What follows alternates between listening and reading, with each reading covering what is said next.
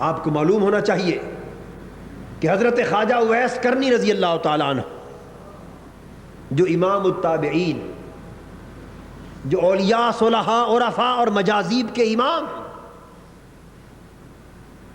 اور جن کی نسبت صحیح مسلم میں حدیث آتی اور دیگر کتب حدیث میں بھی، بلکہ آپ کے فروغ ایمان کے لیے یعنی احادیث کی کتابوں میں صحابہ کرام کے فضائل پر باب قائم ہے، یعنی سیدنا ابو بکر صدیق کی فضیلت پر باب ہے، سیدنا عمر، سیدنا عثمان، سیدنا علی شیر خدا، ازواج مطہرات، اہل بیت پاک، حسنین کریمین، ان کی فضیلتوں پر باب حدیثوں کے قائم، یعنی محدثین نے وہ حضور علیہ الصلوۃ والسلام سے جو احادیث مروی ہیں ان ابواب میں ان کو جمع کر کے باب بنا دیا۔ صاف ظاہر ہے کہ صحابہ صحابیات کے بارے میں تو حضور حدیث صادر فرما سکتے تھے، جمع ہوئی، مگر کسی تابعی کے بارے میں تو حدیث کے باب قائم نہیں ہو سکتے نا، کیونکہ جس نے حضور کو پایا ہی نہیں زندگی میں اور حضور سے ملا ہی نہیں اور حضور علیہ السلام نے اسے دیکھا ہی نہیں، تو پھر صحابہ کے سامنے اس کی فضیلت حضور کیا بیان فرمائیں؟ بے شک جانتے ہوں، مگر تابعین میں سے سیدنا خواجہ اویس کرنی رضی اللہ تعالیٰ عنہ وہ خوش نصیب ہے کہ جو صحابی نہیں ہے، تابعی ہے، حضور علیہ الصلوۃ والسلام کا چہرہ پاک نہیں دیکھا، حضور کی زیارت نہیں کی، ہے تابعی، مگر حضور نے صحابہ کے سامنے ان کی فضیلتیں بیان فرمائی۔ فرمایا کرن میں میرا ایک عاشق اویس رہتا ہے، ہائے ہائے ہائے۔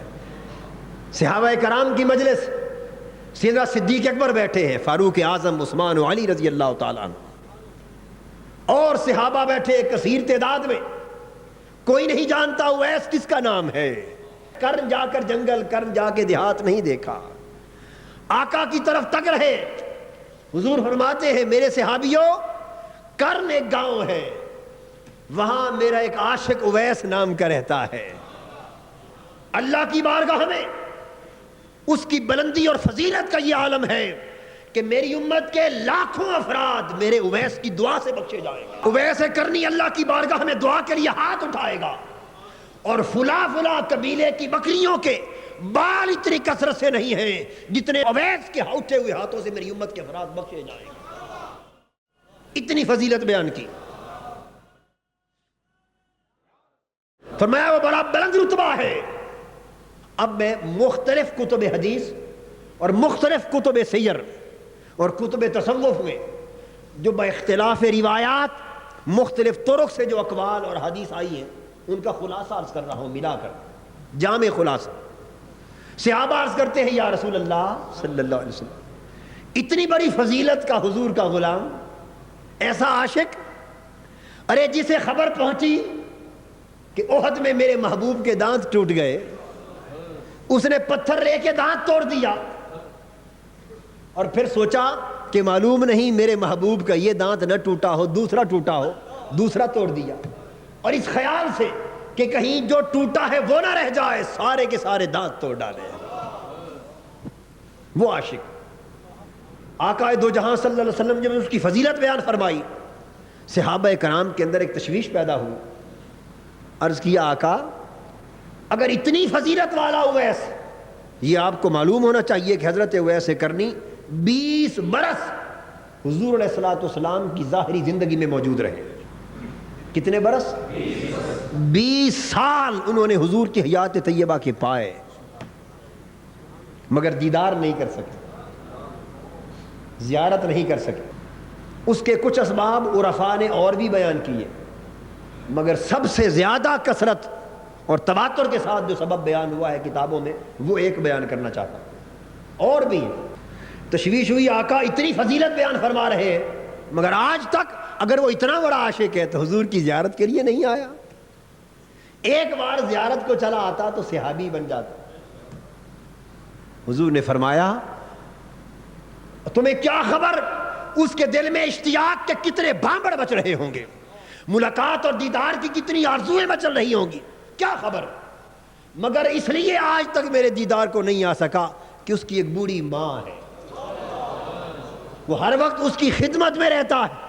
اس نے کئی بار اپنی ماں سے اجازت چاہی، اماں جان اجازت ہو تو جا کے ایک پل اپنے مصطفیٰ کا دیدار کراؤں۔ اس کی ماں نے کہا بیٹے میں بیمار ہوں، خبر نہیں تو جائے تو میری موت آ جائے. تو ماں نے اجازت نہیں دی. اویس نے ماں کے حکم کی تعمیل میں میرا دیدار کر کے شرف صحابیت نہیں پایا. یہ عالم ہے حضرت اویس کرنی کو جو اجر ملا, جو فضیلت ملی, خدمت والدہ سے ملی.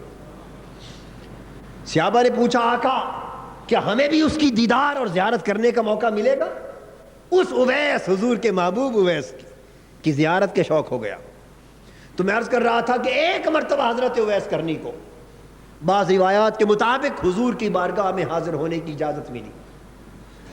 ہمیشہ عرض کرتے, والدہ منع کر دیتے. ایک بار جو اجازت چاہی, والدہ کی طبیعت کچھ بہتر تھی, اجازت دے دی. فرمایا بیٹا اویس اجازت ہے, جاؤ مدینے اپنے محبوب سے مل لاؤ, اپنے یار سے مل لاؤ. ہر وقت جو تذکرہ کرتے ہو اپنے محبوب کا, اپنے نبی کا, جاؤ مل لاؤ. حضرت اویس کرنی رضی اللہ تعالیٰ عنہ چل پڑے, مگر والدہ نے بلا کر کہا اویس ایک شرط ہے, میری طبیعت کا کچھ اعتبار نہیں. بڑھاپے میں ایسی باتیں ہوتی ہیں نا, بڑھاپے میں کون کسی بوڑھے کو سمجھائے, اب ذہنی ساخت بچپن کی طرح ہو جاتی.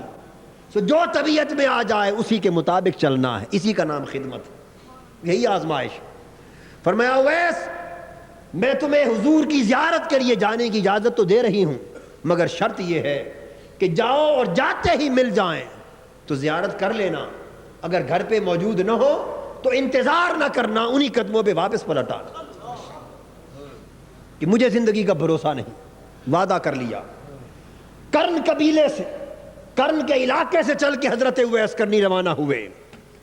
کئی ہزار میل کا سفر طے کر کے پیدل چلتے چلتے چلتے مدینہ پہنچے. اس عاشق نے مدینہ کی گلیوں میں آ کر حضور کے در و دیوار کو پوچھا, پتہ دریافت کیا.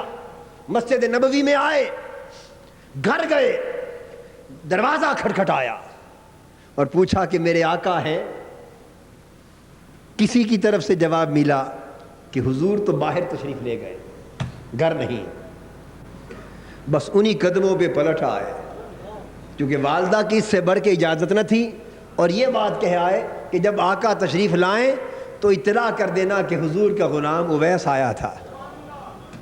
اور والدہ نے اس سے زیادہ انتظار کرنے کی اجازت نہیں دی, اس لیے دیدار کے بغیر واپس جا رہا ہوں. ادھر جب آقا پلٹے اور گھر تشریف لائے, اور گھر کے اندر قدم رکھتے ہی فرمانے لگی ازواج مطہرات سے, آج مجھے اپنے عاشق کی خوشبو آ رہی ہے, ایسے لگتا ہے کہ اویس آیا. عرض کیا گیا حضور سچ ہے آپ کا اویس آیا تھا. تو پھر اس نے کیا کہا؟ اس نے کہا حضور زیارت کے لیے آیا تھا, اتنی اجازت ملی تھی, انتظار کی اجازت ماں نے نہیں دی تھی, سو دیدار کے بغیر پلٹ کے جا رہا ہوں, میرا سلام پہنچا دیں آقا کو. یہ مقام حضرت اویس کرنی کو ماں کی خدمت نے عطا کیا.